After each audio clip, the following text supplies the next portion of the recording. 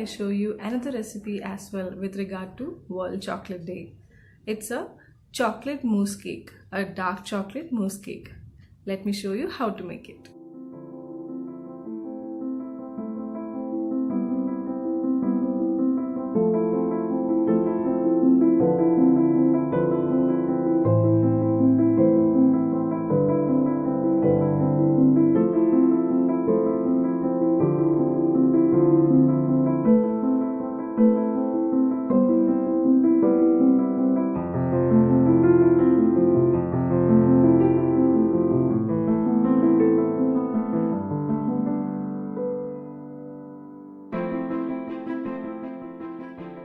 So after greasing your pan, what you need to do is the Oreo mixture with the butter, just put all that into the pan. Now press down the mixture to the bottom surface of the cake tin with using a spatula or even your hand.